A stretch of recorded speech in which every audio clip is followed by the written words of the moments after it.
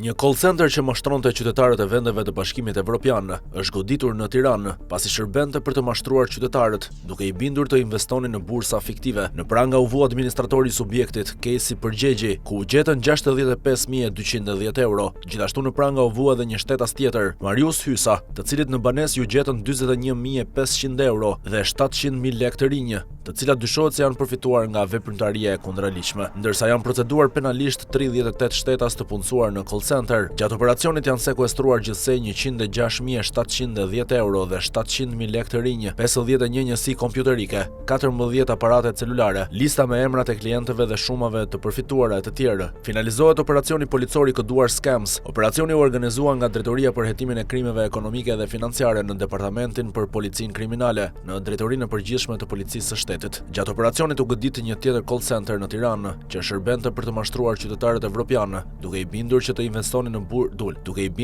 investonin në bursa fiktive. Në pranga u vu administratori i subjektit, ku gjetën 65.210 euro. Janë sekuestruar gjithsej 106.710 euro dhe 700.000 lekë të rinj, 51 njësi kompjuterike, 14 aparate celulare, lista me emrat e klientëve dhe shumave të përfituara të tjerë. Specialistët e sektorit për hetimin e krimeve ekonomike dhe financiare në vijim të operacioneve të njëpasnjëshme për goditjen e krimeve ekonomike dhe financiare bazuar në informacionet e marra në rrugën Bardhok Biba, në një subjekt të licencuar për marketing, suport dhe konsulencë në çdo veprimtari të ligjshme në territorin e Republikës të Shqipërisë dhe jashtë saj, po ushtroi veprimtari e kundërligjshme e call centerit me qëllim mashtrimin e qytetarëve evropianë. Kanë organizuar dhe finalizuar operacionin policor të koduar Scams. Në kuadër të operacionit, specialistët e sektorit për hetimin e krimeve ekonomike dhe financiare në DPPSH, me mbështetjen e forcës së posaçme Shqiponjat në DVP Tiranë, kanë ushtruar kontroll në ambientet e një subjekti me administrator shtetasin KP, 28 vjeç, banues në Tiranë. Gjatë kontrollit u konstatuan 38 operatorë, të cilët dyshohen se mashtronin qytetarët në vende të ndryshme.